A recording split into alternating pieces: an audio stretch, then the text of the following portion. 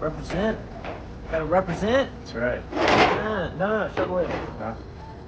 Or no. I don't know what we're drinking. 2 Cuba Libres.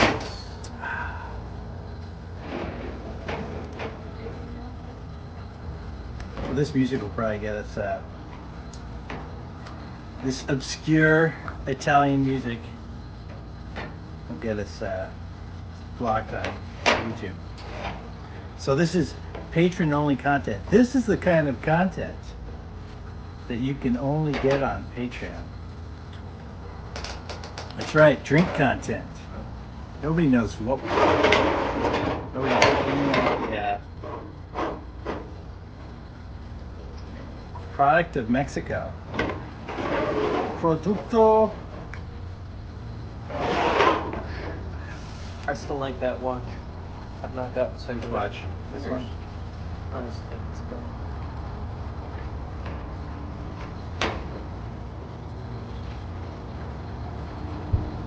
Yeah, it's beautiful.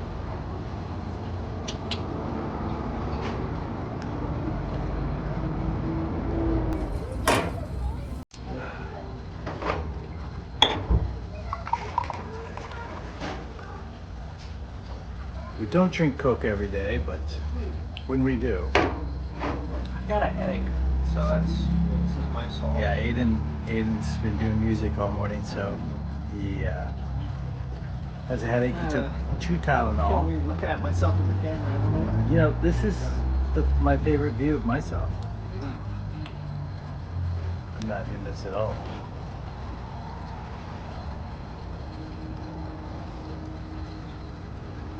I'm not crazy about wearing glasses, but they do help me see.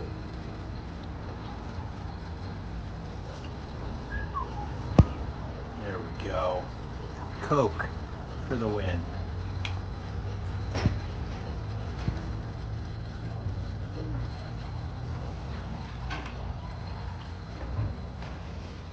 Sponsor this. This is such a Coke advertisement. It does feel that way. Right? Well, when you have the tall glass, it's very cinematic. We're not telling you to drink a Coke, but you're gonna drink some. It's weird that that's the subject matter. Right. It feels very much ad-like. What should the title of this video be? Nonsense. Coke adds life. Now there used to be a slogan on Coke. This does say Refresco, so that's at least something. They were giving them names for a while. They were giving each bottle of Coke a name. Oh, really? Fred. Look at this little. Look at this little thing here. Yeah. It's like it's not authenticity sticker. What is that? I don't know. It looks like a bunch of moons.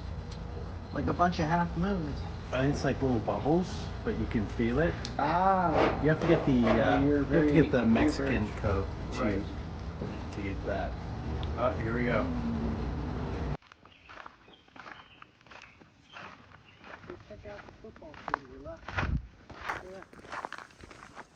Oh, I know. I love that tree. It's so weird. I don't know how that happened.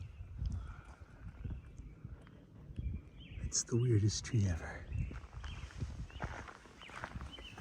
Look at all these pretty flowers.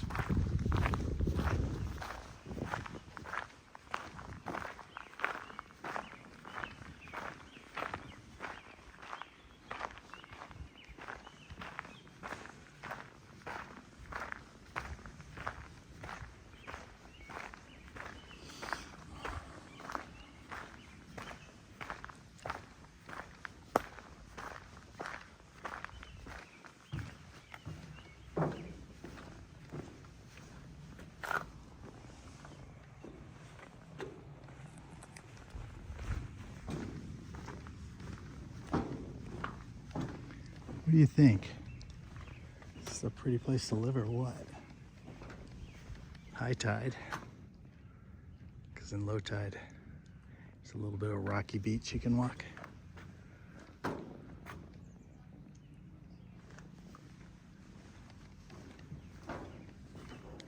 And that is a yacht club. That's the, I think, or maybe it's the next one over. It's either this pier or the next one is like the Seattle Yacht Club. Satellite.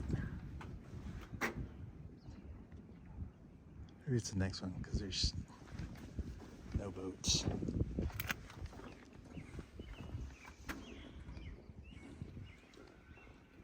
Doesn't it feel like some adventure novel out here?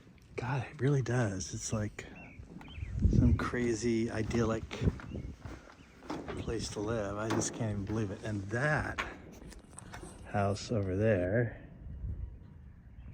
is an island house, and the only way to get to it is that bridge there. You know, one of these days you're gonna drop your phone. I'm gonna be there to see it, and, That's it's gonna be a real stressful and funny experience. I do Stressful have first, funny later. I do have insurance for like just plain dropping and losing. It's like, yeah. Does it upload to the cloud? Yeah, it does. So. I gotta figure out how to Oh. Anyway, I just don't take my phone out. But what I was gonna say is that house is the one that Brad Pitt came to look at to purchase, and he eyeballed it from his private jet. He looked down. No, He was came. like, no, not. He came to the island and he looked at it, and I don't know if he bought it or not, but He rode here from LA. He rode past. He said, no, not for me. And then he rode. look, if he was looking to buy that house, then He's got it's strong lines, Brad. he must have found and fallen in love with. He found Bainbridge a Island. river that led here, and he rode through it. It's actually a lot of celebrities that live here, but they're very, very quiet about it. Like Conan O'Brien. He Like, doesn't live here. no, he doesn't, but He comes up here. he comes here A lot of people think Bigfoot's a thing. It's just Conan. because his wife is from Just here, Conan when he wears a fur jacket. and he comes up here to visit quite often.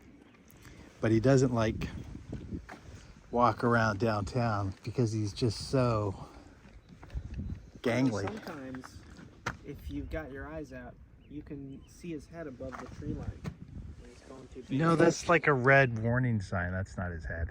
No, above the tree line. Oh. Yeah. Oh, yeah. When he's on the island.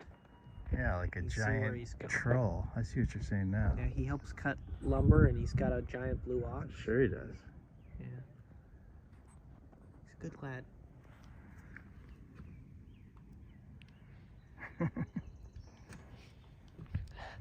The camera's on me now. Very blurry I can't content. heckle from off screen. Yeah, in the summer, kids Oh, that's lay out on this deck. They bring their towels. Oh, you've seen it. I've shot video of it. Oh, look, some seagulls have brought some clams up to eat them. But lots of people come here with their lawn chairs and their, I've actually only seen towels. And they just, it's a great place to soak up and also jump in the water. And I don't recall this ladder being added. I think this ladder is a new thing. Which makes it much easier to climb out of the water after you jump in.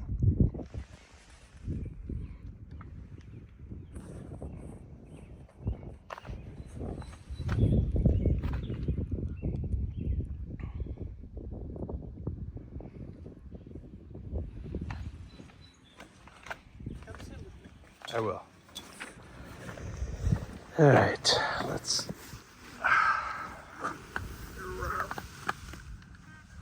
easy. Yeah. Gotta work on the mobility.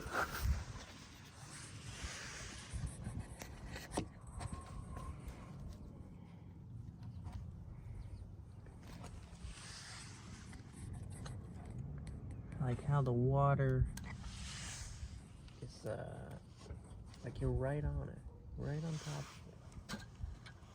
So it just stretches far. It's like, it looks like it's the floor. God, I can't even put any weight on my left wrist at all. Oh yeah? Tried to lean back. Nah, you're still in recovery.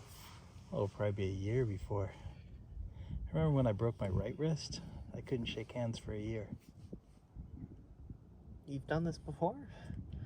Okay, well, you were like 5 years old. So I was playing polo, and I fell off my horse as I was charging for the goal line. It's going like 30 miles an hour. Yeah. And I reached out to the right to hit the ball, and the horse like stepped to the left, and it was right at, you know how a horse bounces up and down as it's galloping? It was just at the wrong time, and through some miracle, modern medicine. Oh yeah, through some miracle, I was flown off my horse head first towards the ground from at least 10 feet up, and at a high speed headed towards the ground. And luckily at the last minute I was able to do a judo roll where I bent my elbow, so my right wrist was the first point of impact, then my right elbow, then my right shoulder, and then my right hip. And so I like cracked a bunch of bones, but I broke my right wrist pretty badly. And that Did you get back on the horse? no, did not get back on the horse. That's what people say. You gotta get back on the horse, They do man. say that, and they're absolutely Did they wrong. say it then? No, what happened was everybody that saw me fall thought I was dead, and everybody ran into the field because it looked like I'd fallen head first. And a lot of people that play polo that fall off their horse, that kind of speed head first, like they die. Jeez. Yeah, a lot of people and horses die playing polo. More horses than people, but geese. Or a very sick A lot dog. of geese play polo? Or a very sick dog. You hear that? Ruff, ruff, ruff.